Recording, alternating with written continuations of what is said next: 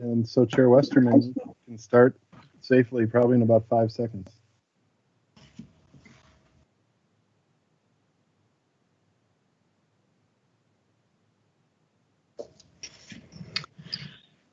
Hello, friends. We're here again on a beautiful sunny day, at least where I am, and receding snow.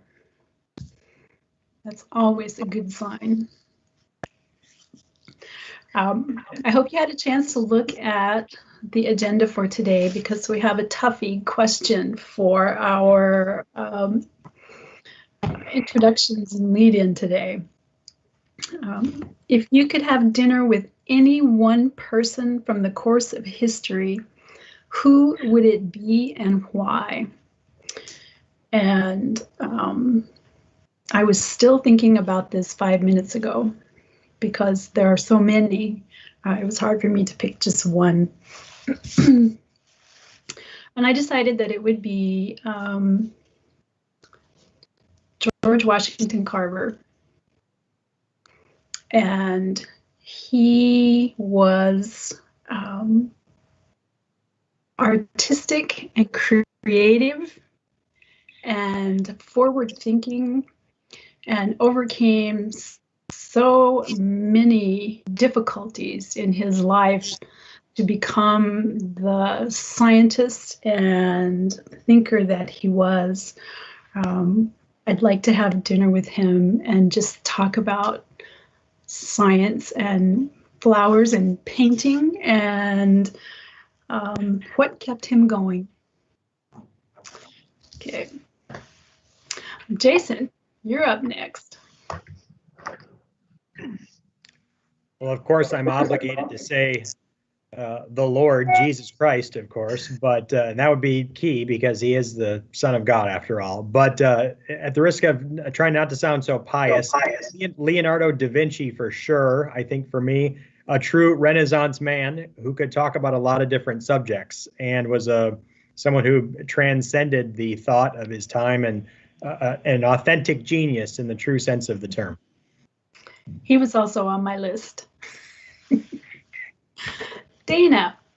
I'm conflicted because I want Ruth Bader Ginsburg just because she's a brilliant woman who made an incredible difference and had stamina to the end. But I was conflicted because I also like to be entertained, and I would like Lily Tomlin. Those are my two. I couldn't narrow it to one. But they'd make a great pair, wouldn't they? They certainly would, especially Lily in her big rocking chair. Yeah.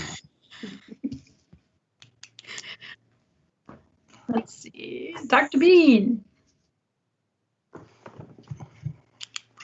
I would have to say if it were anyone throughout history, probably I'm going to have to stick with family and say my grandfather, Billy Barnett, who was Muskogee Creek, and he was a milkman. He played an extra in an old Jim Thorpe movie, and he passed away when I was only 1 year old. Lived his whole life in Muskogee, Oklahoma, and would like to learn more about that side of my family. Oh. Lindsay. Hi. I have a personal answer as well. I guess if it were a famous person, I would also choose someone, probably Jesus, maybe Mary, either one. But I'm going to have to say my dad. I lost him about 8 years ago. And since then I've had, he's met a couple of my children, but I've had one more, and I would have him over to just talk and have all the kids around for him to spend some time.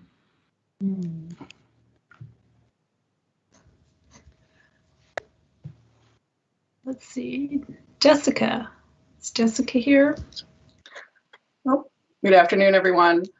So Yes. I've been doing some family history research, and I can find a lot of information on my dad's side, but on my mom's side, it ends pretty quickly. And so I want to talk to my maternal great-grandmother and hear more about sort of her place and time because I've been trying to reconstruct it and I don't know how close I am.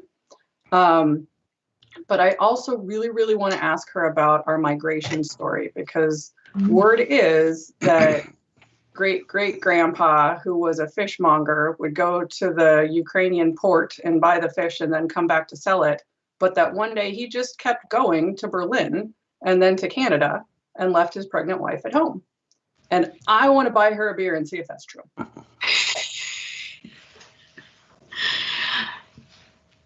I love family history research. It's just always eye-opening. And the stories that we hear as children seem to always have a grain of truth somewhere. I thought I saw Dr. Jolly.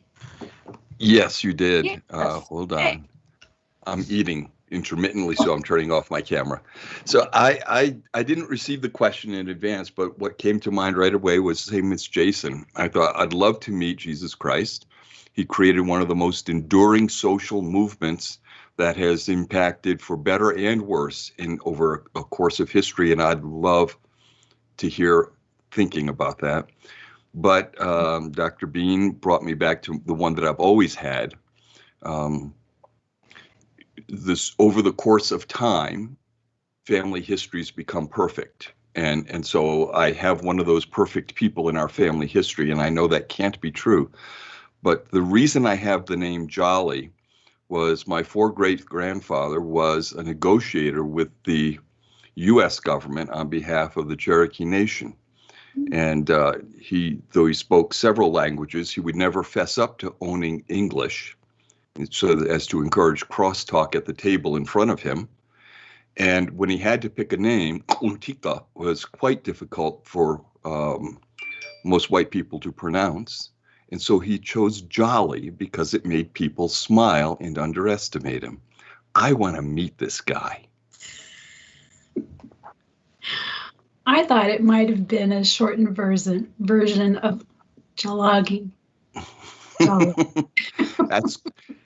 That would work for me. I could go with that story, but that's not the one my grandfather told me. Let's see. Jennifer. Or there you are. So, yes, hi. So as I was reflecting on this yesterday, I chose an important person in history who I'll mention, but I do appreciate how many people want to go back and speak to people in their own families. And I echo what you said, Gwen, which is it so emphasizes how important family is for connecting to history. So I love all these answers that people are giving. But I didn't look at the exercise that way when I got it yesterday. I was thinking about who in history I most wanted to sit down and talk to. And the person I chose was Rachel Carson, who was really the mother in some ways of the environmental movement, who wrote Silent Spring in the early 1960s. And she's always inspired me. This is going to make it sound like that this is very personal in a kind of negative way, and I don't mean this way, but she toiled for years in a government job before she started to publish books that then became transformative to the environmental movement. And I just found her, I've read several biographies of her, and I just find her such a compelling character that I would love to sit and talk to her. That's a primary text when I teach environmental literature, Silent Spring. Tish. Peace. Good afternoon, everyone. I think I was thinking about this and then thinking about Women's History Month, and I would love to be able to sit down with Fannie Lou Hamer and really learn about her personal experience, but also just the organizing and activism work that she did on behalf of women's rights and reproductive rights, liberation movements, and etc. Okay. Representative Lee.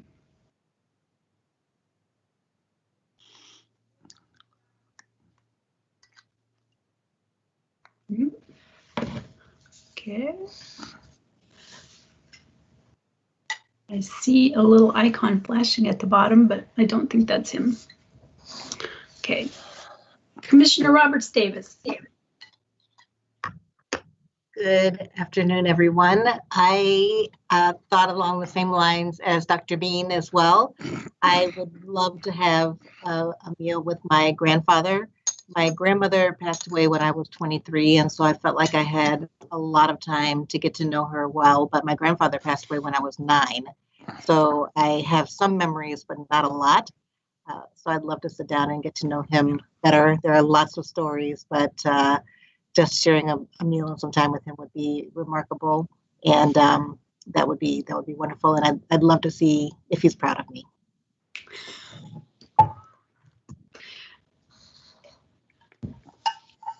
I can only imagine that he is, or that all of our relatives are proud of us. Agreed. All right. We'll invite them all to our next Zoom meeting. But they're here with us anyway. All right. Thank you all for being here. Good afternoon. It's been a while since our last meeting, and it's really great to see everybody's faces and hear your voices again. In our last 2 meetings, we had presentations from Paul Mandel regarding the Nellie Stone Johnson statue and other CAP board decisions in the past. David Kelleher from the Minnesota Historical Society also spoke to us about the work that MNHS has done to review the policy for art in the Capitol building. And Dana Badgerow and her team gave us the results of the review of other similar policies around the country. And Chair Carl Crawford talked to us about the work of the CAP Board's Public Engagement Advisory Task Force. So we've used those presentations to guide our discussions about what to include and not include in the new commemorative works on the Capitol grounds policy. And a key theme that arose in our discussions included transparency, access, stewardship, ownership, and permanence. We also discussed incorporating recontextualization into the toolbox of actions to assess commemorative works on the grounds. We also identified elements to be included in the policy, such as lifespan, process, thresholds for consideration, criteria for review, and how what the end of the process could be. So the staff, Emmett and JC and I, worked together along with the vision and editing subgroups to synthesize our discussions and policies from across the country into the documents that you have today. We're going to hear a brief overview of the work that was done by the vision and editing subgroups, and then we're going to have a discussion of the draft language. And you should have all received 3 documents: the draft commemorative works on Capitol grounds policy, the request forms, and a frequently asked questions sheet. So our goal today is to review the beginning draft language of the commemorative works on the Capitol grounds policy, and then as a group determine if we're on the right track, and then the staff will incorporate the changes and suggestions that we have to the document as we move along. So, are you ready to get started? I see trepidation. All right. So we'll begin by reviewing the vision language and determine if we're on the right track and brainstorm any changes that should be made. And the vision subgroup consists of Jason and Lindsay and we met in February to brainstorm the vision statement for this policy. So Lindsay did some great research and used various vision statements to create a word cloud. So would you like to share that with us now?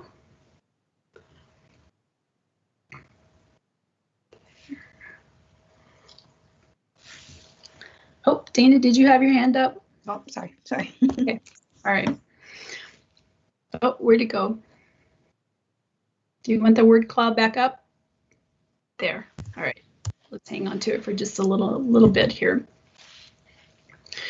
We wanted the statement to use intentional verbs and power words to guide the core values of this document, and also to be accessible and in line with the vision statements of the CAP board and the capital area. Accessible, straightforward, not encumbered with high level language. We also wanted the statement to embody inclusivity and collaboration. And we came up with the statement, stewarding our past, telling more stories, building our future together. And the group did a great job of including past, present, and future Minnesotans in the creation of this vision statement. So I'll open it up to everyone. Are there questions or comments, suggestions from the task force members? Dana. Yes, sorry, I was a little premature earlier. I just want to say that in looking at these documents, I'm blown away. I think that staff and the editing group have done a remarkable job of synthesizing a lot of our previous discussions. I think the documents are straightforward and accessible. I think you've covered 95% of the things that need to get covered. There are only a couple of gaps that are obvious and pointed and apparent we have to discuss.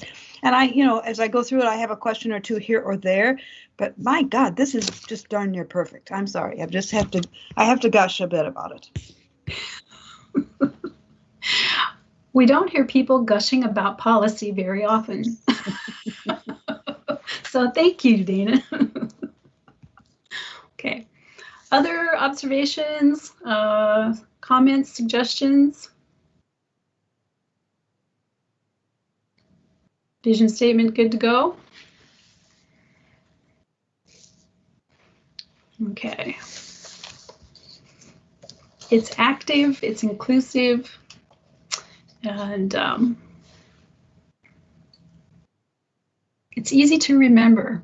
I've been in places and on groups where the vision statement was so complex that nobody could ever repeat it correctly. Not the case here. All right, so I don't see any hands. We're good to go. What we want to be able to do now is begin reviewing the commemorative works policy, and also take a look at any changes that should be made. So with the guidance of the group discussion and existing policies, staff drafted an initial version, and then the editing subgroup comprised of Jason and Jessica reviewed the initial drafts and took a look at the detailed work of the document itself. And then those changes were incorporated into a second draft. The group met again in mid-February to review the draft together, and Jessica has offered to speak a little on their process. So Jessica? Thank you, Chair Westerman. I think you've already pretty well described really the general outline. Once we got a really amazing synthesized document from JC, we were able to give initial feedback in written form. And so we all sort of funneled that back to her, and that's how she created the second draft. In that first review, I think we were looking for things like making the structure and the language accessible. She got to see my animosity toward passive voice. We clarified some technical points with staff to make sure that some of the things we were putting in the policy were actually doable. And we really did sort of a necessary and sufficiency analysis where we, looked at whether everything that was in the policy was something that needed to be in the policy, whether it might be better in an FAQ or a timeline, and then also making sure that the themes that we had heard in the group were all in the document and some of the specific pieces that the group had talked about.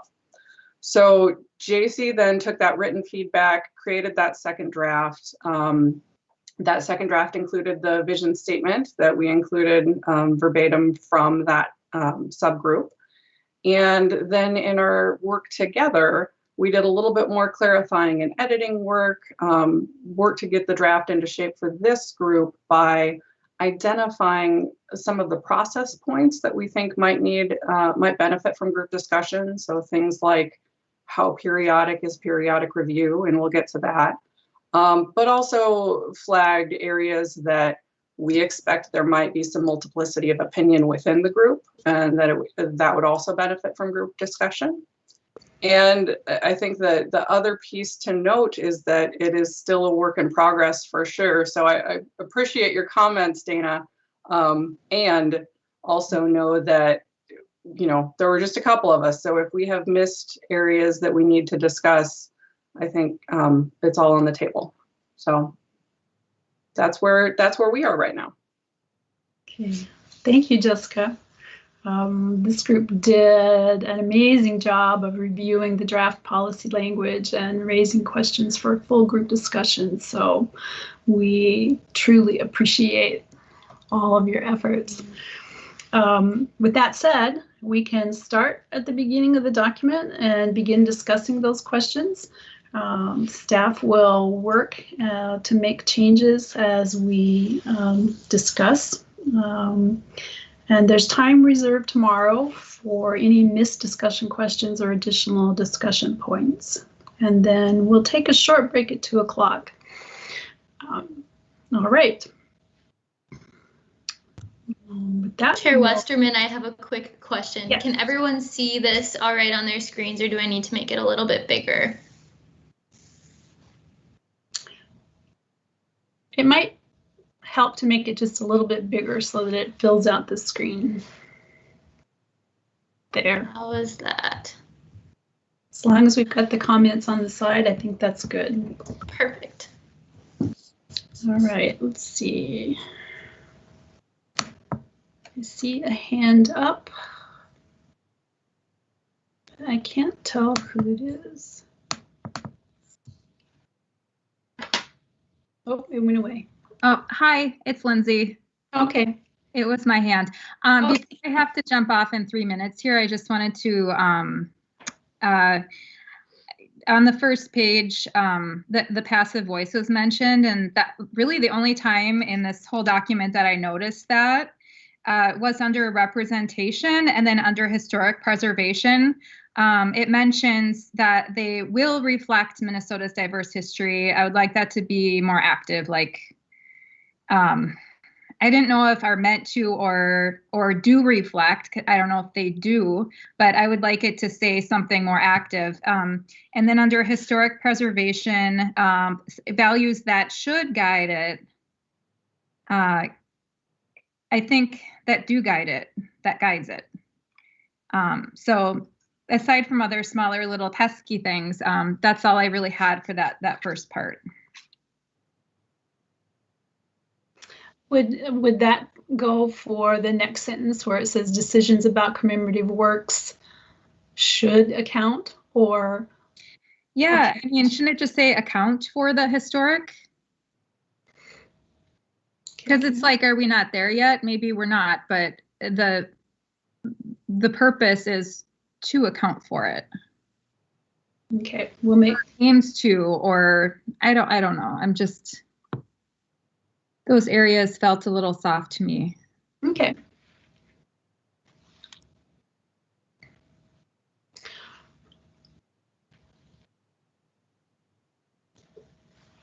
All right.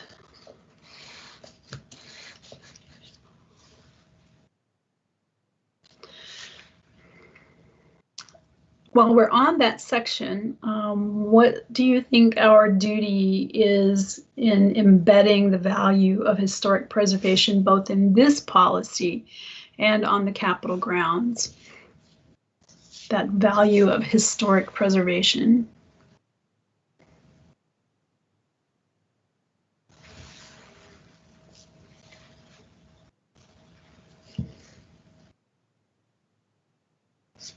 Jessica? We talked about this a bit in the task force, and the concern that I expressed is that I'm not sure that preservation for the sake of preservation is a guiding principle that is always helpful. To use a really crude analogy, the mosquito petrified in amber that created the dinosaur in Jurassic Park was preserved, but was it a good thing? And so I think, and in this section in particular, I have some trouble because I understand the value of the architecture of the Capitol, and there seems to me to be a disjoint between that and decisions about commemorative works, because the civic republicanism that guided the Capitol design, I don't agree that we can assume that that's true of existing commemorative works. Okay.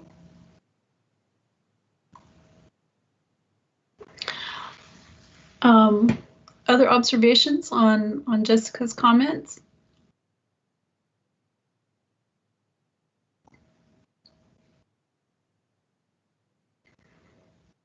Because that, I think, is an issue at times. So Eric and then David Kelleher. Thank you. I agree. I'm having trouble finding the exact wording that Jessica's referring to, but the sense of preservation of history as opposed to the understanding of history or other things, I really think, you know, in the crudest of forms, Germany has decided what part of history they don't want to preserve, and thank God. But they don't want to forget, and that's a different approach to it. Okay, David. Thank you. A couple of thoughts on this, particularly with the question that was posed on the comments. When you talk about duty, this is a little bit separate from Jessica's area of discussion, but when you talk about duty, there are a whole series of laws that the state and state agencies are required to follow in regard to historic preservation. So that's sort of a legalistic look at this. And then just one suggestion of possibility that in line with that, the Capitol is listed in the National Register of Historic Places. So that sets it out from other structures and landscapes. So that might be noted as well. Thanks. And so does that include all of the Capitol grounds in the National Historic Register? I'm not certain off the top of my head if the National Register listing is just the building or the landscape. Okay. But I know that the State Historic Preservation Office is doing some work on assessing what's there overall, and that look may take in the landscape as well. Okay. Tish. Thank you. I just wanted to echo the sentiment shared by Jessica and Eric in terms of that piece around historic preservation and understanding history and what that specific line item means. And I think about that, like I'm wondering if it's necessary to think about language that speaks about the relationship between history and the future, specifically because the vision statement has that phrase about the way that we steward our future. And if that's a way or an approach to, I don't want to say clean that up. I don't know, another good set of language to speak to that. The other sort of note, nope, that's it. Those are my notes. Okay.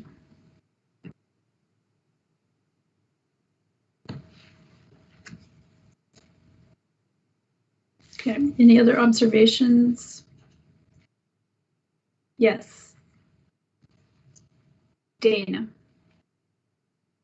It's a little bit, it's on the same page. It's not exactly on the issue of historic preservation. In fact, I don't know that it is at all. In the representation section where it says the policy on commemorative works prioritizes the full representation of our state on the Capitol grounds. That packs a wallop, that sentence. And I'm not sure about what that phrase really means. And then when I read the policy, it doesn't actually strive to ensure representative voices. I'm not finding that completely fulfilled in the policy itself. So I'm wondering if the author of that phrase could kind of indicate what is intended with that phrase.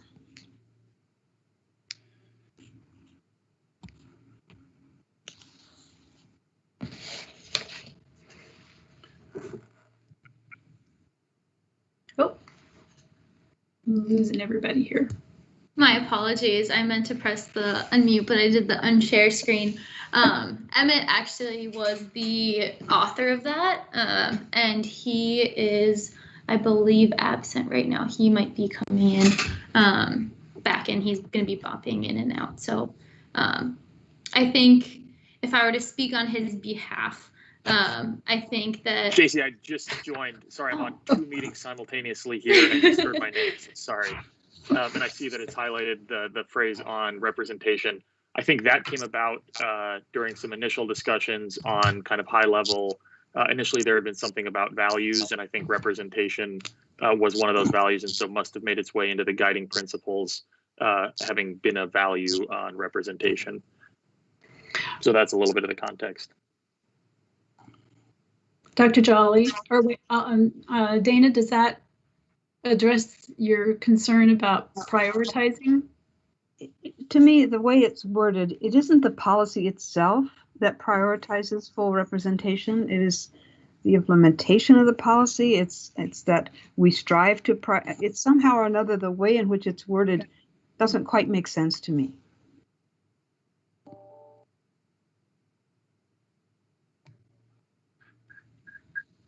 And so I don't have an issue with the way it's worded, but I could appreciate that it might need to be nuanced a little more. I did want to speak up in support of the phrase full representation, because that's an invitation to the broader community, and it makes me feel like I have a place to talk about this policy, which I really appreciate. So I'm not ever going to be an asset in wordsmithing. I won't even attempt.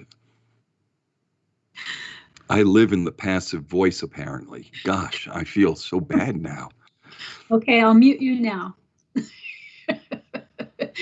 Just kidding. Or you will be muted now. I'll put it in the passive voice there. Okay, so taking a look at this particular statement to see how it is reflected and implemented in the policy itself.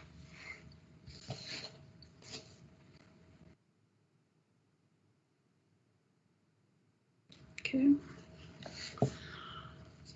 Any other observations there?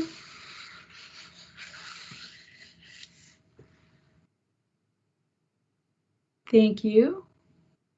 You ready to move on?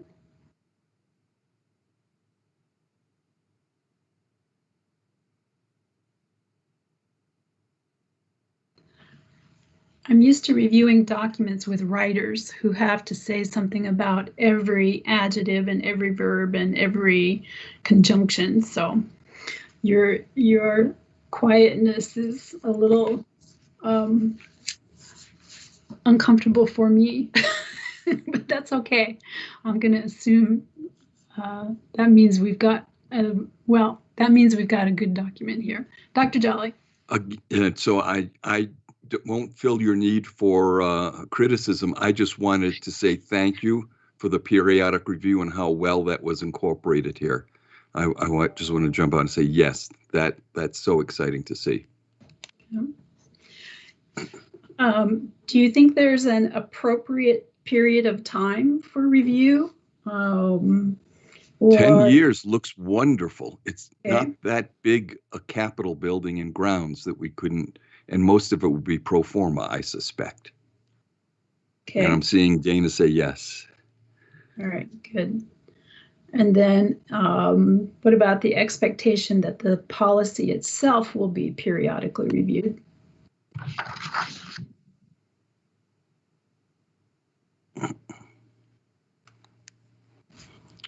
Probably something we should do with most of state government policies.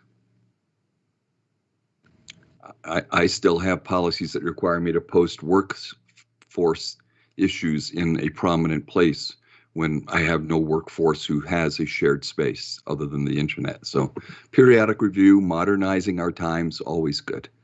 Okay. Commissioner Roberts Davis. Does the policy need to call out who is going to do the review? I see a mention of the CAP board, but I'm not sure that that's who we're suggesting is actually going to do the review. Okay.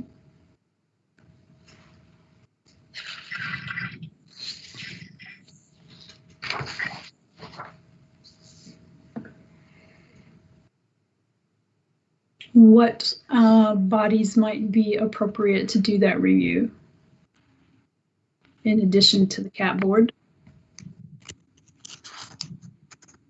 Historical Society, I don't know, potentially.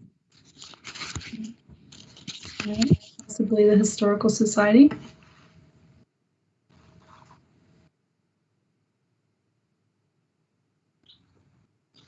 We're getting into fiscal note territory. Okay.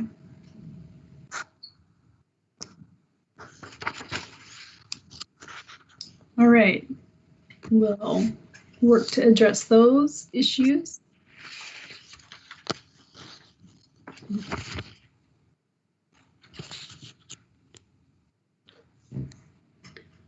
Definitions, any that we left out?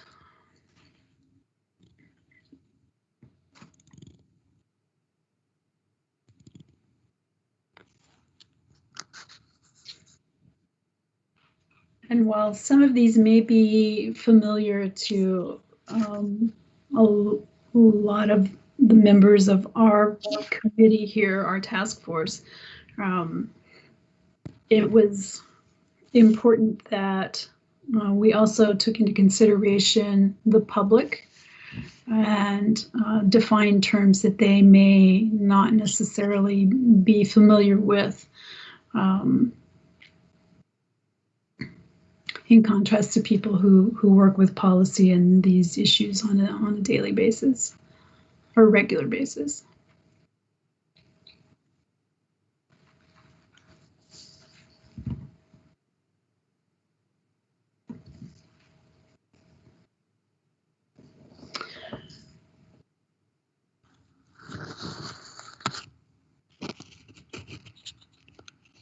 Yeah. All right. So here we are to the next section. Oh, sorry, Dana. I didn't see you. Go ahead. It's just a technical question. I guess I didn't realize that the new works associated with the new state building would not be subject to the policy because of the Percent for Art program. And I should know that because in my prior iterations, I probably had some nexus to those programs. But let's just suggest, for example, if the Centennial Office building were to be replaced with something of a little more monumental nature, which maybe it should be, and there were grounds associated with that new building, would not the CAP board and this policy apply to a plaza, for example, that might be created in the connection with that building? Paul. If it's attached to construction of a new state building, it is under the State Arts Board, whether it's inside or outside. The CAP board sits in on those discussions, but it is a State Arts Board process. And that's for state buildings, not the Correct. state capitol. Correct. Well, it just strikes me that if it's on the Capitol grounds and somehow or another, there were grounds or a plaza associated with that new building, that this policy ought to be applicable. I don't know that we ought to cede to the State Arts Board this whole historical context notion that this policy attempts to address, or full representation. To me, it just seems like too many cooks in the kitchen, maybe. Maybe it's by statute and I should just leave it alone. Yeah, I'm not, I'm sorry, Madam Chair. Dana, I'm not arguing against your point. And I think the discussion within the policy should be for sure applicable to the State Arts Board. But for instance, the State Arts Board, the artist reserves the copyright in perpetuity. They operate in a different way, and they also go through their selected list as opposed to, so there are differences, and I don't know if it's attached to the bonding dollars or not, but I think the goals of this policy should be applied, I think, but the CAP board's always been involved, but not running the show, so to speak. So do we need to take a closer look at the definition of Capitol grounds? Well, actually, if I'm reading maybe a little more closely, I do see that it does say does not include the interior spaces of any buildings. We understand that. That's not true of the Capitol itself. Mm-hmm. But it isn't clear that this provision, interior spaces doesn't really encompass grounds anyway. So I go back to my example, and if suppose they carve out a nice little green plaza area in front of this brand new Centennial office building, and they choose to erect a memorial that is inconsistent with this policy, is not the grounds itself? What is the definition of grounds in that sense? If a building is eliminated and there's new green space created, does not that comprise Capitol grounds? It's attached to the bond dollars for the building. For instance, the Revenue Building, Dana, mm-hmm. or Sasson Building, they actually had enough money they chose to do both a mural inside the building and the public space in front of the building, which ended up being numbers because of revenue. But it's part of the bonding dollar. And I'd have to look at statute to see if there's a delineation as to whether that's statutorily tied or not. Okay, well, this may be a rabbit hole, and it's maybe not worth debating any further. It struck me as odd and potentially inconsistent with the goals of this policy that the Arts Board could erect a memorial in front of a new building that would be inconsistent with the policy. But it may be academic because it hasn't happened and maybe won't. Okay.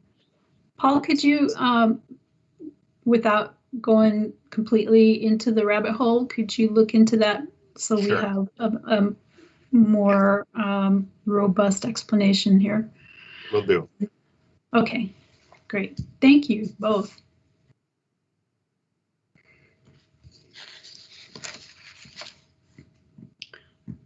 Okay, so we were to the next section, adding.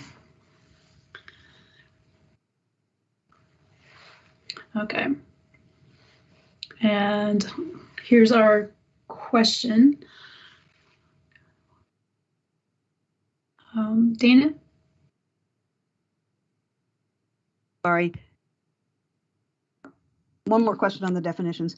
The word written communication is used from time to time here, and it isn't clear if it must be on the application form, and I couldn't tell that later either. So I'm wondering if we could simply clarify that these written communications on, for example, the modification request must be on the application form. Okay. That's a nit. Good catch. And is that electronic or on paper? Yep. Okay, good. Thank you, Dana.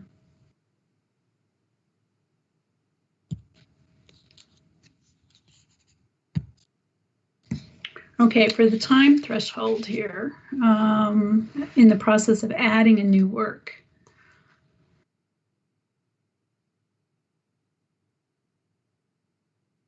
Is there a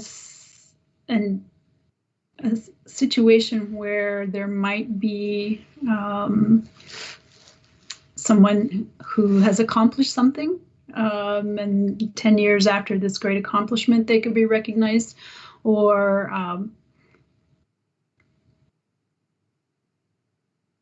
even if the person is still alive?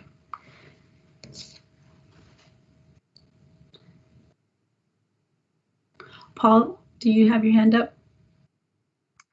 Madam Chair, sorry, I meant to take it down, but on this point, many a legislator have argued this point back and forth on both sides of the argument. We've kept it that they must be dead just because sometimes, I mean, you have someone that does something great historically and they're still alive, and then they might do something that's terrible historically and they're still alive.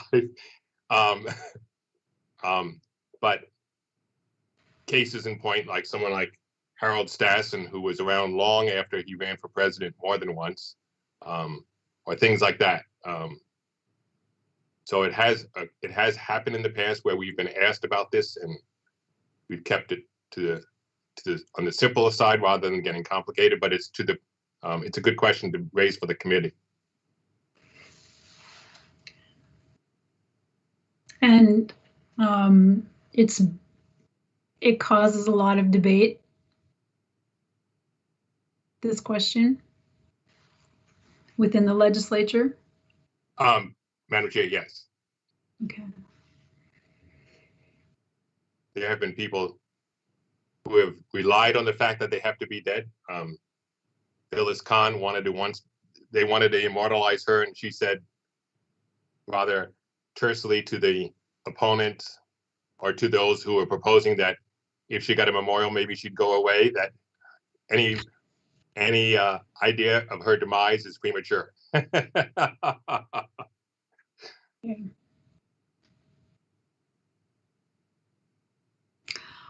Other observations from the group about this particular question? Dr. Jolly? My only observation is we've already built in a regular review of the policy. And if there is such a phenomenally strong case that we would say, while the person is alive, we wanted to do this, we could review the policy at that time. But I agree. I think it's just easier to stay away from this argument. I've had this conversation with the post offices. They had rules about how long you had to be alive or dead for a stamp. And with the Treasury, they've also got those rules about when you can be on a piece of Treasury note. And it seems that having passed is a really safe place to be, with an opportunity for an effortful change of that policy later on. Okay. Thank you. Jennifer. Yes, thanks, Chair Westerman. I think one of the things that feels like it's missing out of this section is the point of a delay or a time gap between the time somebody has done something or passed away and the time they're commemorated, and that is regardless of what that time frame is, which is a kind of a arbitrary thing to try to choose. The point of it is that there's been some level of historical reflection on their significance, and it feels like that's not captured here. Okay. I think that would be a good addition. Historical reflection. Some level for a period of historical reflection. Okay. Thank you.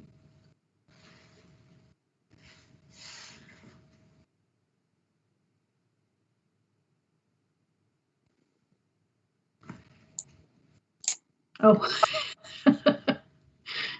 Dolly Parton almost got one, and she's still alive. Yeah, I just looked it up, and in fact, she declined it because she is still alive. She said, "I don't want to be memorialized yet."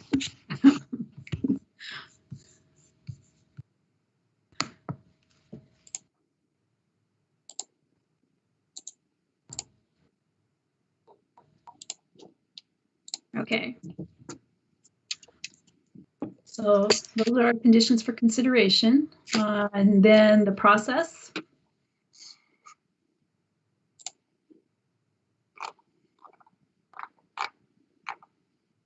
Oh, that was just my editing, my review comment that I thought that this was incredibly complex for a general reader.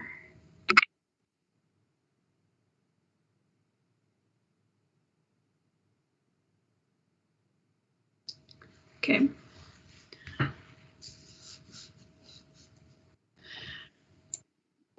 So we've got the addition request form. We have notification.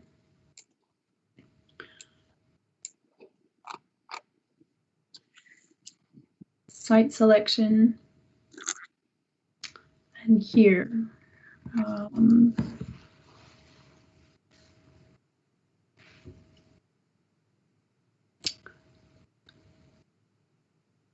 For us to consider, should we add a statement that says the CAP board must decide whether or not to approve the proposal in site subject to a 2/3 veto of both houses of the Minnesota legislature? Dana, you have your hand up.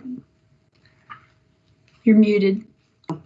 It's kind of related to that point, Madam Chair. It's back on the question at paragraph 7 on testimony, and it's an affirmative must provide testimony to the legislature. Is it not conceivable that there could be an instance in which there's no legislative appropriation whatsoever, that a memorial might be erected without legislative approval? And if there is testimony required, where is that testimony given? It just says to the legislature. What is the forum for that testimony?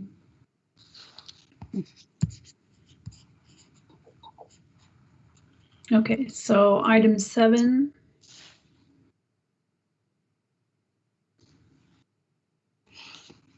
The question is must provide testimony. Okay. I thought it testimony if requested, or testimony if there's jurisdiction, or it's the emphatic must that I was questioning. Okay.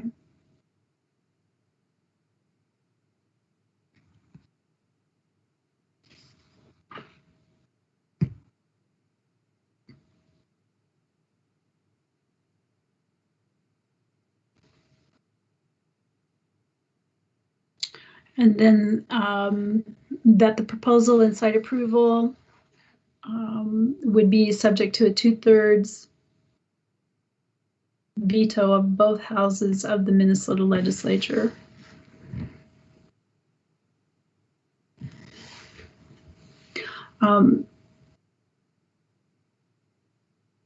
In statute 15B, we've got some explanation of the process there.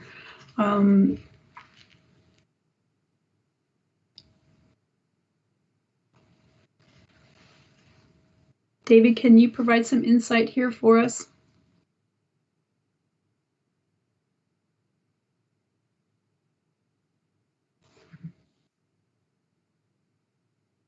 Madam Chair, I'm scrolling up and down the document, and I'm not sure which section we're on. So could you repeat the question and point to where you're at? We're on page 4. And item number 4, proposal and site approval. The suggestion is the CAP board must decide whether or not to approve the proposal and site subject to a 2/3 veto of both houses of the Minnesota legislature. Oh, I see it's in the comment. Okay. So what is the current process? I do not think that, and Paul and others can jump in here, but I don't think that there's any sort of legislative veto authority. The legislature obviously can pass a law that says, notwithstanding 15B, the Commissioner of Administration shall do X, Y, and Z, but I don't think there's any veto authority on the part of the legislature right now. Okay. So the authority rests through legislation for the CAP board to make these decisions. That would be my understanding. Okay. Okay, Paul, you have your hand up. Madam Chair, that's correct.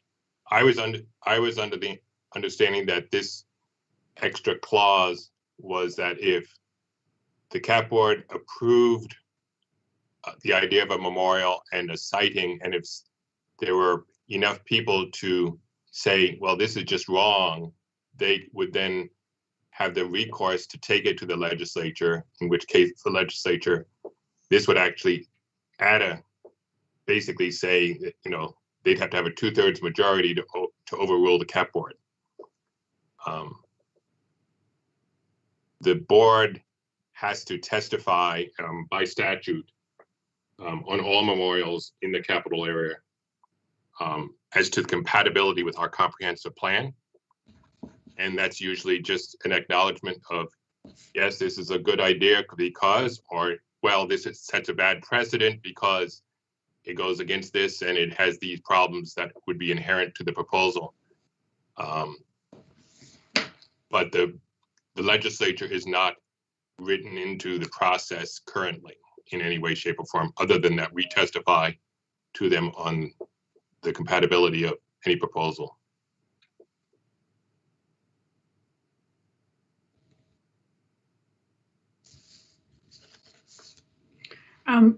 Any other discussion here? Jessica?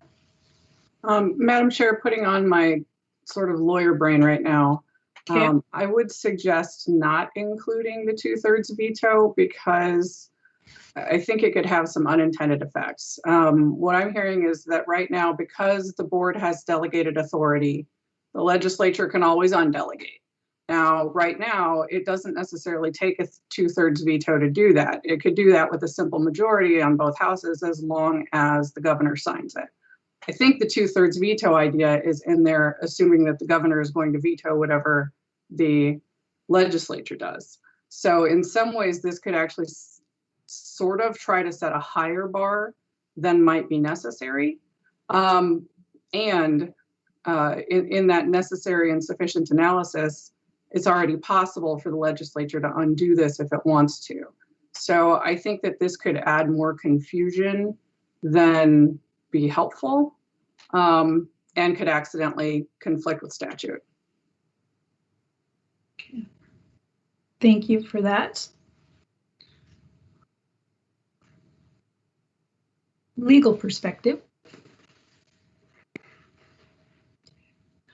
Other comments or concerns here with that suggestion, subject to a 2/3 veto of both houses of the legislature?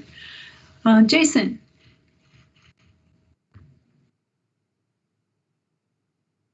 Sorry, just making sure I get my hand down before it's sitting there like that. So I think it's less, having that legislative backstop speaks to just the practical realities of boards and board appointments, and it gives the people more of a say. It's less important on the creation of a monument than it is what we've called in this policy deaccession. And so there's a simple prudence in being able to say, yes, the board has delegated authority to do these things. It can go through the process, but at the same time, just accounting for how these boards are created, the fact that they're unelected, that a certain monument, commemorative work, et cetera, may represent something that's been long standing in our history, that the people through their elected representatives should have at least an easier backstop than having to go through, have a motion process, then have to go through the governor, who's not going to be inclined to veto a board composed of people he or she has put on it in the first place. So I just think it's just an opportunity to give the people more of a voice when it comes to deaccession. So I think that's where it plays a stronger role as opposed to the actual creation process. But I'll plead guilty to putting that in there in the draft. So you think it might be more applicable to the deaccession process? I do. If you had asked me, like, is this super important on the front end? Probably not, but I think definitely on the back end, when you were talking about removing things, I think that's probably more appropriate. Okay. In other words, I wouldn't feel bad about, Madam Chair, it being taken out of this portion of it, even though I suggested it. Okay. Thank you, Jason. That's helpful. Paul?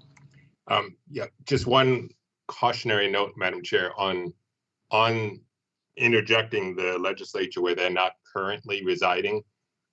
Based on the discussions at our board meetings and at some of the security task force meetings, you would doing so will likely create or add more politicization to the issue than it currently resides. That people will be taking sides on things like deaccessioning, as we've heard from, I mean, sort of right now, how the Columbus statue was removed. People have taken very political sides without regards to the history involved or the overriding issues behind it. It's much more a political issue. But that's just based on the past year's discussions that we've had at our board discussions. Okay. Okay, well, we'll take a look at it again when we get to the deaccession section. Okay, I'm trying to scroll up on my screen, JC. Or down. So we have quite a bit here. We said we'd take a break at 2. Is this a good place to take a break, or do you want to power through here? All right, let's take a break. 5 minutes, and then we'll all come back.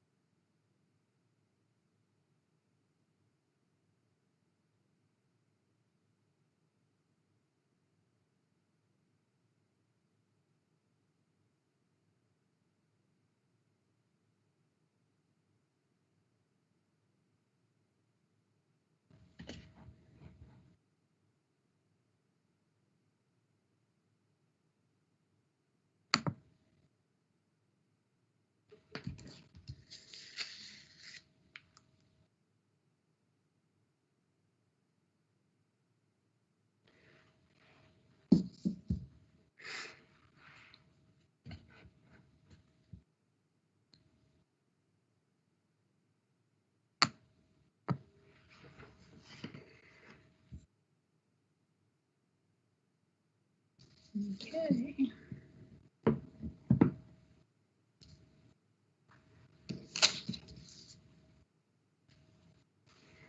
Ready to go, JC? Yes, ma'am. Okay. Jessica, your hand is up. Okay. All right. Paul Mandel added a note in the chat for us that the CAP board is comprised of 4 legislators, 4 members of the public appointed by the governor, and 3 mayoral appointed members of the public, plus the lieutenant governor.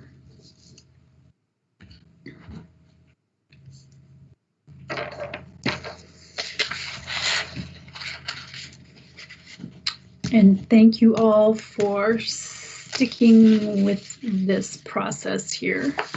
This is important work we're doing, reviewing this policy and making sure that it's clear and readable and accurate. So I appreciate all your efforts. Okay, so are we okay with number 4 and the comments that we've got to consider, and then can move on to number 5?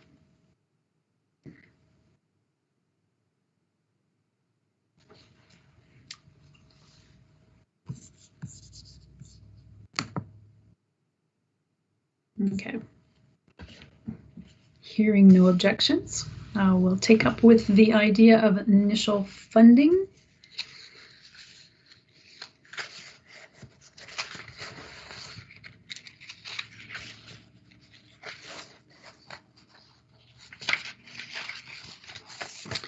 And I don't see any questions in the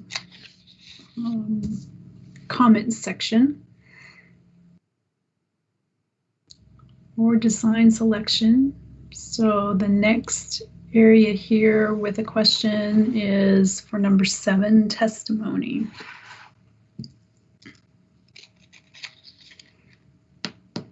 That was the question raised by Dana earlier for us to review. And the idea of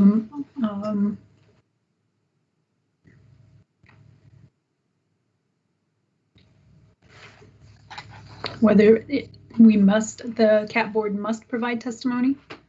Yes. Okay. Madam Chair, that's statute. I'm sorry, I didn't hear what you said, Paul. I'm sorry. The must is comes from statute. Okay. Okay, fine. Leave it.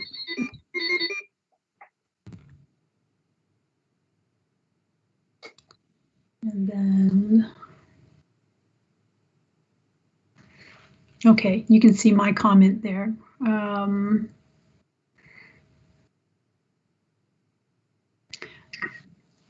Wondering about more information about this aspect of the process for people who may be interested in working with an organization that has similar interests. Because one of the things that we have discussed is how do we make this process open to the citizens of Minnesota.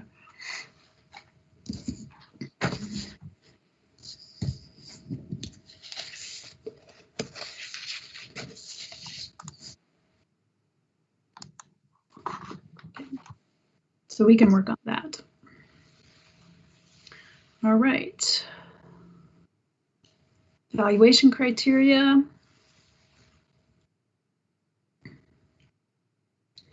And we've got the map at the back that shows the comprehensive plan.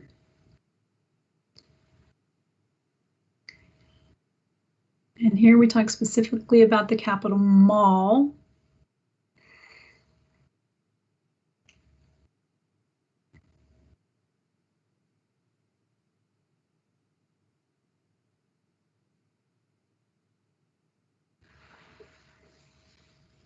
Good, and we have a definition for spatial envelopes.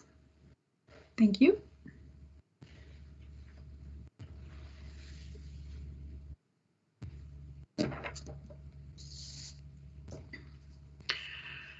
So just before we move to the next section, that section talked specifically about the Capitol Mall. And we have used the term Capitol grounds earlier in this document. Are those synonymous? Capitol grounds and Capitol Mall?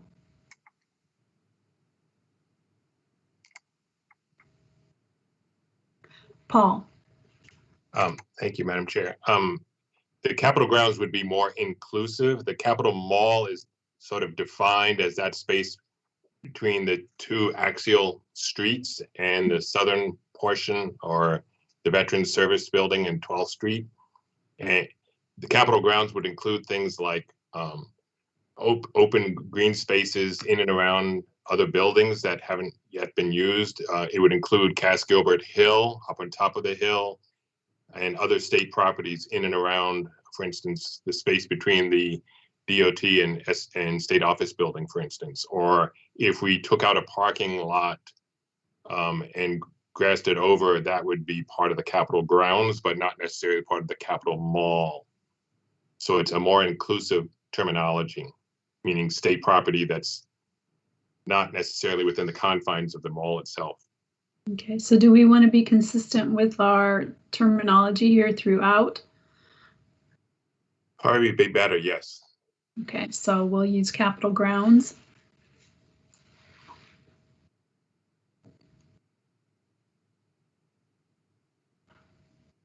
Great, thank you for that. Lindsay. Thank you. I keep stumbling over under legibility and meaning that the work is clear and understandable. Maybe I'm mixing this up with just like artworks that I've seen around. I live in Macroville and they're everywhere by the colleges, and I don't understand a lot of them. They have a meaning, they're art, it's how you feel it. Is this different in this? Is it different? Should they be more clear? What does that mean? Just the term understandable, like, is there going to be English language there? Do we need to consider languages? And this goes also with the aesthetics at the end. Embrace a design scheme that is consistent with its historic features. And that I'm just thinking about, again, something that's maybe more like mid-modern design or has some different type of architectural design or look. And are those things, would that be embraced or not? Because it's not classical. It's not the same style as the Capitol. So I'm just wondering if a little more wiggle room is called for.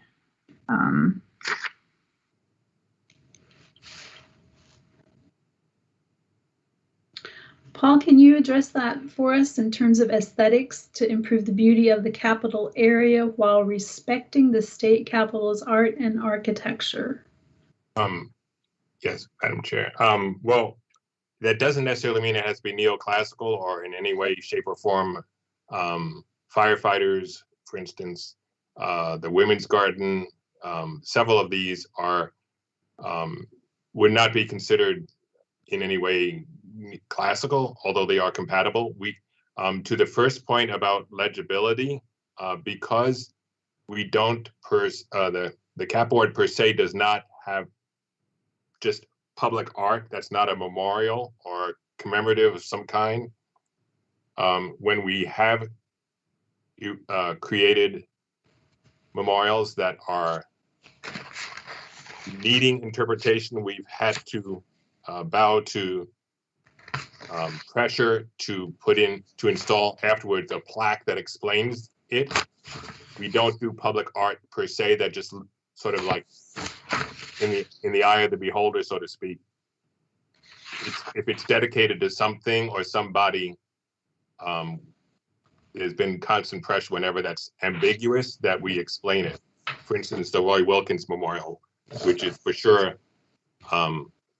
jarringly at times abstract, but we wanted to explain it so that it would not be verbally abused, if you will. But aesthetic wise, it's not necessarily, it's just, we would not want something like a bunch of rotating lollipops in bright colors that move around and float or something like that. Yeah. Follow up with that. I'm wondering if just the word consistent is like complementary with its historic features. That would be perfect. All these things can work together, but consistent just to me means the Sure. same. Okay, Complementary is even better, far better. great. Thank you both. And did we get the question about legibility resolved? Legibility and meaning? It was mentioned the sign that was put up. I didn't see anything in here. Maybe I missed it about any kind of signage. Do they typically have signage, and should that be worked in here somewhere? Are you referring to the additional plaque that was added for contextualization? Yeah, so it's contextualized for that one. Are they all contextualized? None of them? Is there some consistency there across on how they're the added information or interpretation? Okay. Paul, did you want to answer? Sure, Madam Chair. As needed, really, it has been more the tendency as they get more abstract. I mean, the Women's Garden, the Suffrage Garden has plaques that were part of the proposal because, I mean, people, when they first saw it, said, well, why did they put a fence up and why are those sidewalks so narrow when they're not sidewalks and it wasn't a fence? The Wilkins, in that case, it was the verbal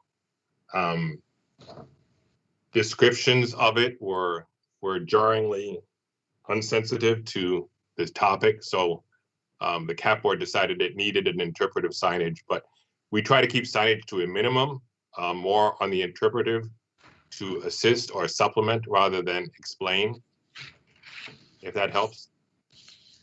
But there is not a uniform rule that we always have signage, and sometimes now we're doing as simple as possible and even incorporating a QR code, assuming that there is a website to send people to for information.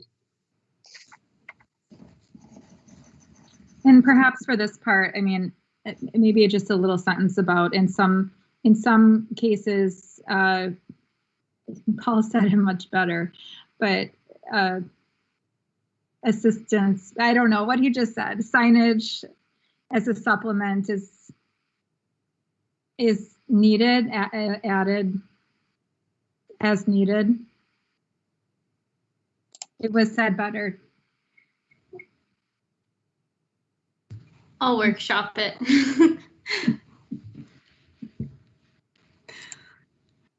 We'll go back and listen to the recording. Okay. All right. So we got through the definitions there, the criteria.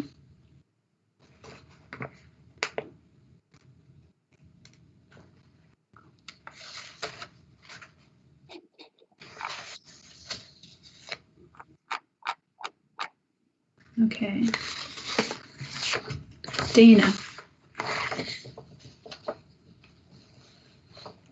Yes, just a quick question on the definitions. Evening illumination. The use of evening illumination must be integral to the work's design. Is it required? And if not, should it not say illumination, if any, must be integral? Or is illumination always required? Madam Chair, that's Dana's got a good point. It's not always been installed. Okay. We might just do find all on must throughout this document. Okay.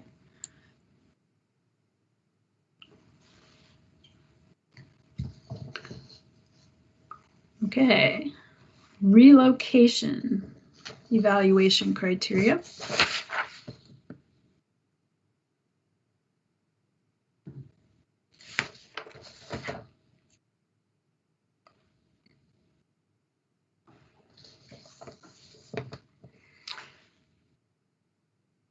And questions here about the lifespan. How will that be determined?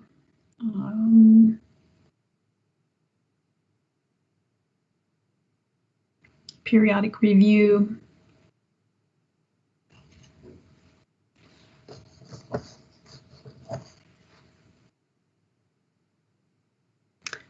Any observations or suggestions?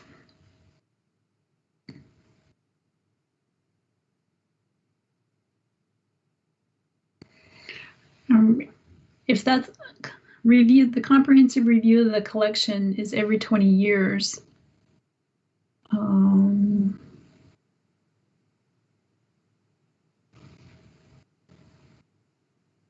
We don't know whether that necessarily coincides with a work's lifespan, right?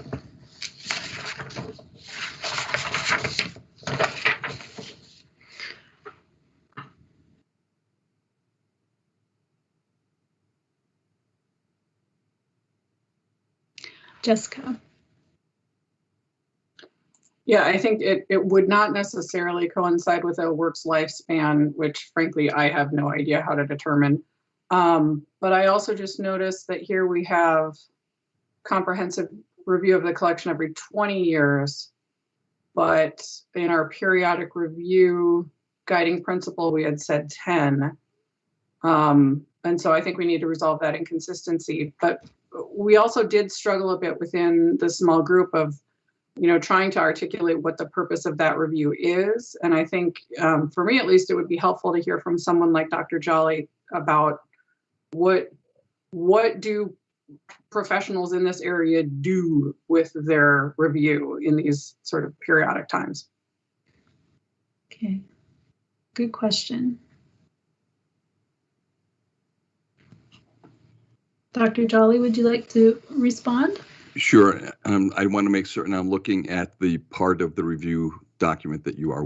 Could you move your mouse there? Where are we?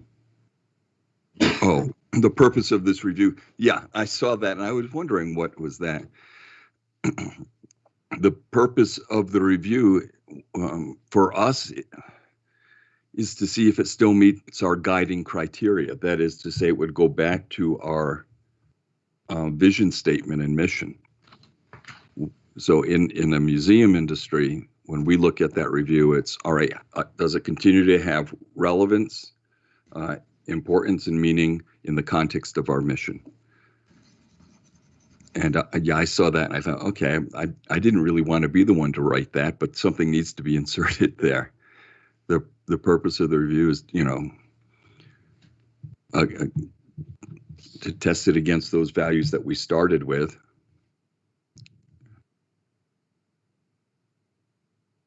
And I think and a determination as to whether it will continue to be as an installed piece. So it's not simply against our values. So the purpose is, does it meet our values and goals? And if not, we're going to remove it.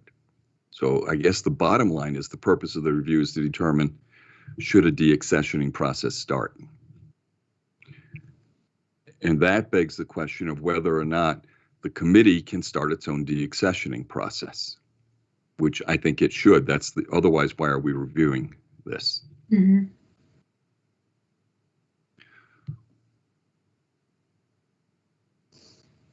So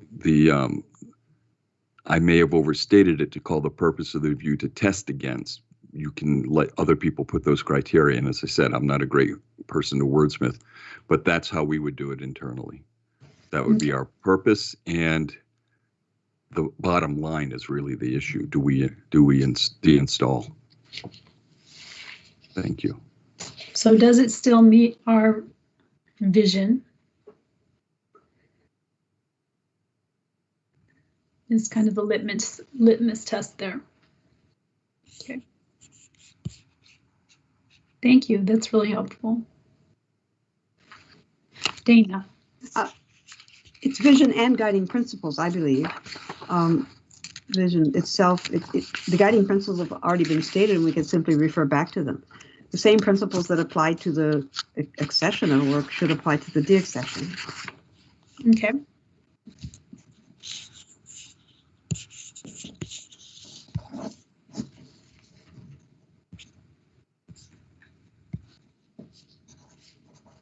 Thank you. All right, we can take a look at that. We are at 2:30.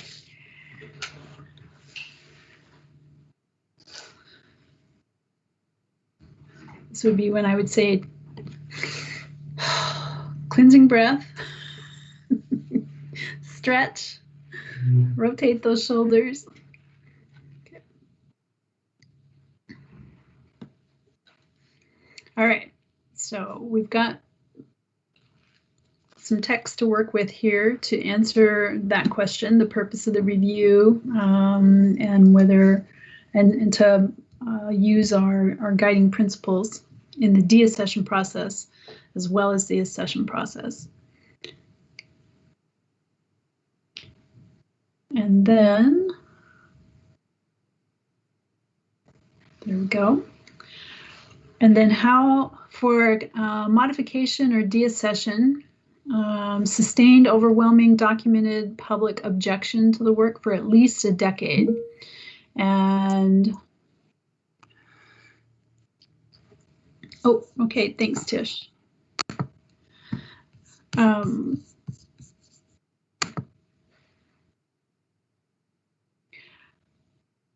Eric. I had two questions for this conditions for considering of deaccessioning, and one speaks to this issue. The other one's just a simple question that I'm sure Paul or someone can answer for me. The one on this is, I think that if we're going to keep in the word overwhelming and the phrase sustained, giving definition to it is unnecessary. It did not take 10 years after the fall of the Berlin Wall for the statues of Lenin to come down. It doesn't take long after the fall of someone who is eminent for people to understand why, and they shouldn't have to live with it for 10 years. So I would suggest we live without that definition and let context provide what we mean by sustained, if it's needed at all. Overwhelming seems to be enough. The second question was to Paul. Of the three documents that I received, one was a form for installing a piece. Will there be a different document or form for deaccessioning request? And if not, will we be modifying the accession form? Because it really tied into how I read the rest of this. There is a deaccession form. Okay, I didn't see either. I didn't see it, or it wasn't evidently. The form I saw that looked like it could be used for both was clearly labeled accession, and I thought it would take some creativity for me to fill it out in a way that would be used to deaccession. So there is a deaccessioning form. Oh, there is. Like the last 2 pages of the current document that we're reviewing. No. Well, the third item that was sent, there was an addition, a modification, and a deaccessioning. Okay, thank you. Yes, I can see that I can't read it because I'm using an iPad, but thank you. Okay. That's very helpful. Dr. Jolly, this is the deaccessioning form. Excellent. Thank you very much. I appreciate that. I'm sorry I couldn't read it in the first place.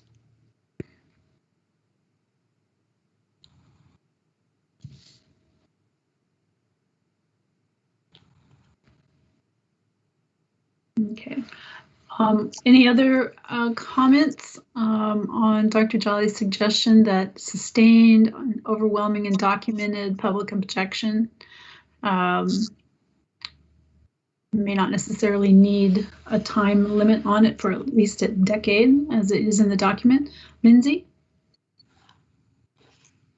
Yeah, just to clarify, is the suggestion that we just take off for at least a decade and keep the rest? Yes. Yeah. That's the suggestion. Okay. I vote yay. Me too. Okay.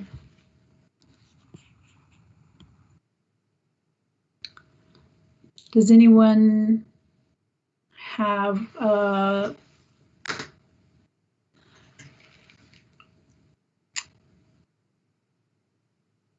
comment about why we might want to keep it. Keep at least a decade. Jason? I would say that, there's so much in political life that, is a passion of the moment. And you got to have some of these sustained, overwhelming, and documented. Keeping that in there is important.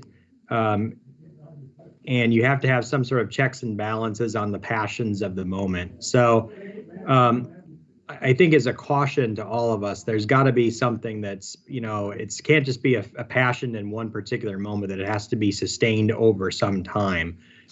Whether that at least a decade is a redundancy, I think there's room for debate and discussion about that. But I would just caution that these things can't just be, passing fancies and passions of the moment, and we have checks and balances in our system precisely for that reason. So my inclination is to keep it, but the fact that we have sustained is an important modifier as well. Mm-hmm. And documented, I think, helps strengthen that also. Thank you, Jason.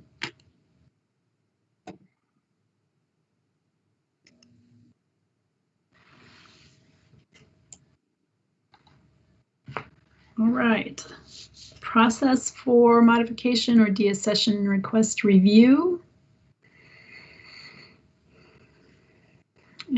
Oh, wait, no. There.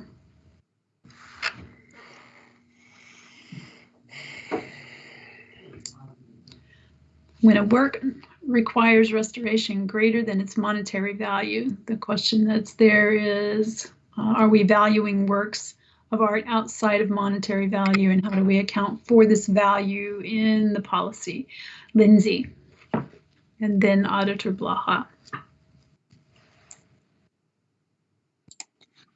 I had a comment on a few of those bullets that revolve around the restoration, and I don't know if I'm directly responding to that comment, but I just feel like if I were looking for a loophole, I might say that, hey, this monument cannot be kept to its ultimate, existence. Like, we can't pay for it, Department of Administration. That's why it should come down. And there could be a case there.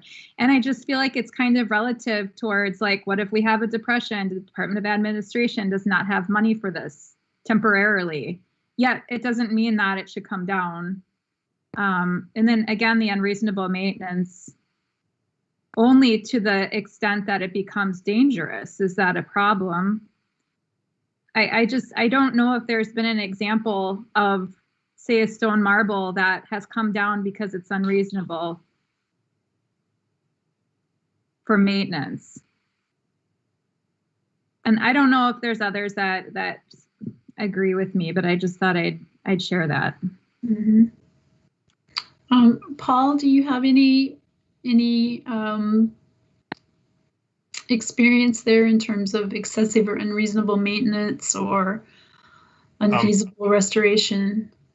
I don't, Madam Chair, and I don't know of, I'm trying to think of my knowledge and experience on the National Mall with the memorials there. I'm thinking some of these would apply if you had, for instance, a water feature that was just impossible to keep working, or moving. I mean, for instance, the Millie statue that's being reincorporated down by the Veterans Service Building, the flower that used to, when it was first created, it opened and shut over the space of a 24-hour period.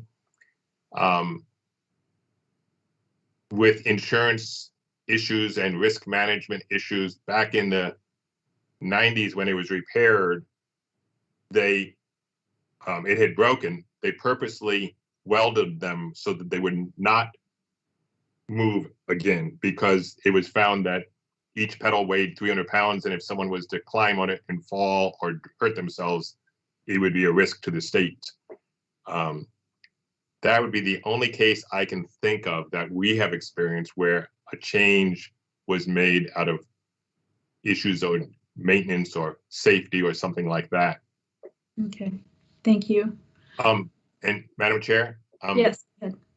I don't know if David Kelleher or maybe someone from Historical Society.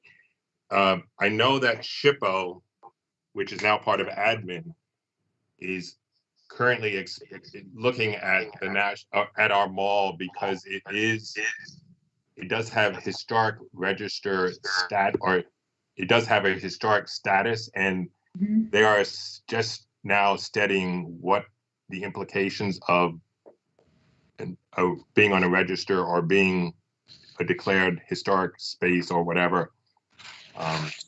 I don't know the implications of that on some of these issues of deaccessioning or modification, but I don't know if anyone that's on the line today can answer that. I know they're studying it at SHPO, but I don't know if anyone has any more detailed answers. Okay.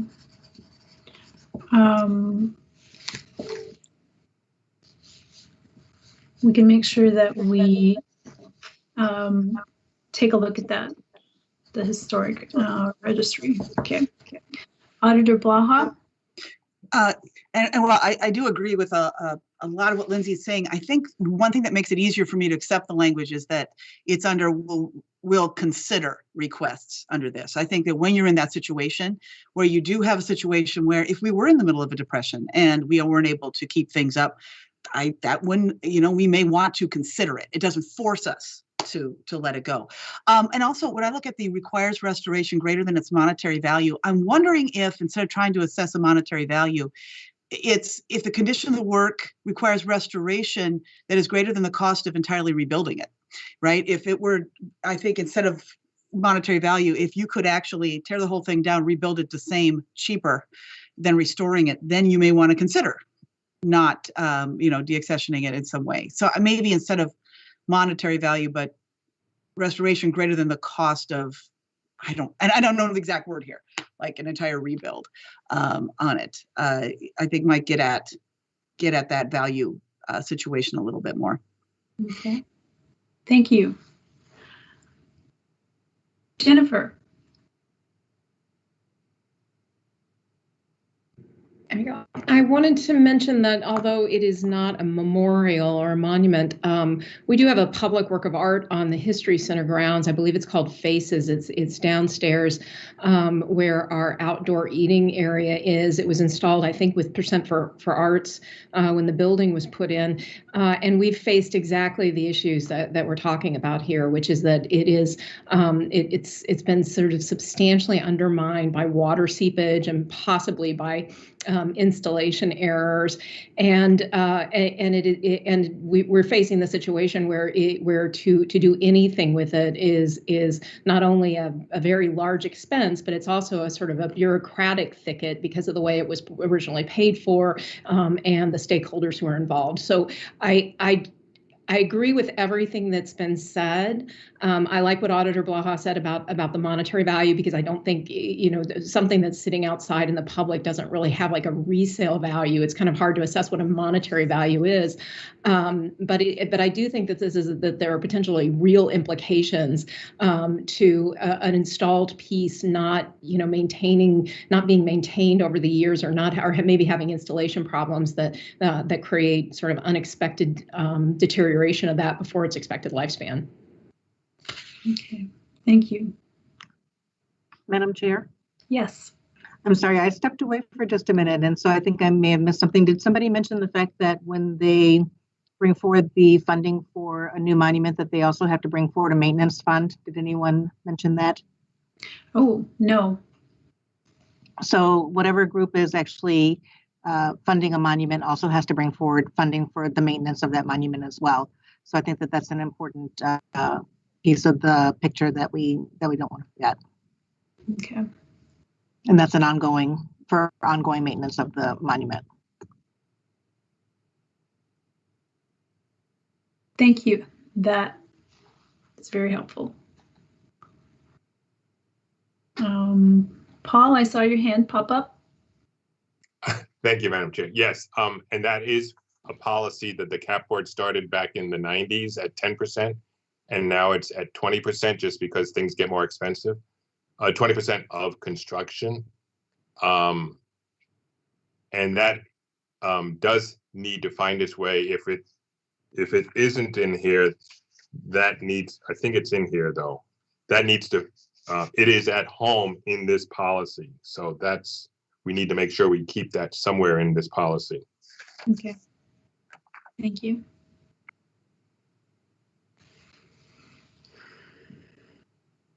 All right. Any other observations or questions about this particular section?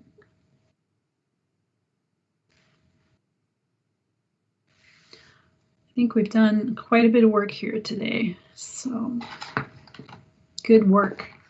We are at 2:40, 2:50. So we'll do our closing exercise for today.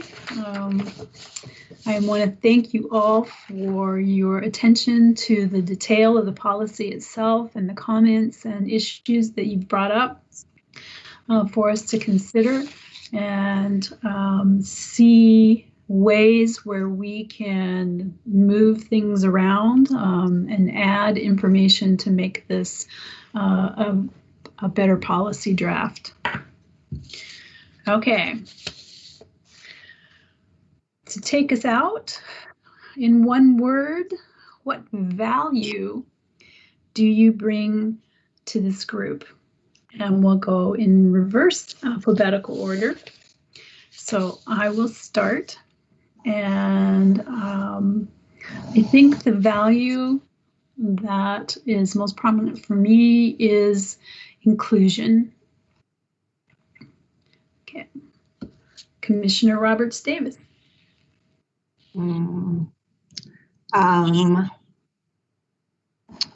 Good question. I need at least two words. I'm going to say government perspective. Thanks. We'll hyphenate it. Thank you. Government perspective. Okay, great. Jennifer. I'll go with collaboration. Okay, great. Let's see. Tish had to drop off for another meeting. Dr. Jolly. Narratives. Okay. Jessica. I hope to bring accessibility. Okay. Lindsay. Human-centered design. There, yes. Okay. Auditor Blaha.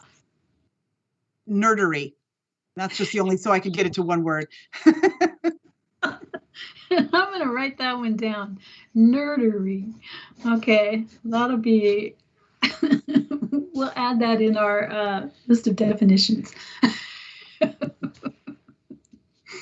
Dr. Bean. I'd say compassion. Okay. Dana. Discipline. And Jason. Reasonable. Good. Great values for our group. So there we go. Like I said, that's a lot of work. That's a lot of focused effort for what we've accomplished today. And I thank you all for your contributions. And I look forward to seeing you tomorrow. And never hurts to end the meeting 5 minutes early. All right. See you tomorrow.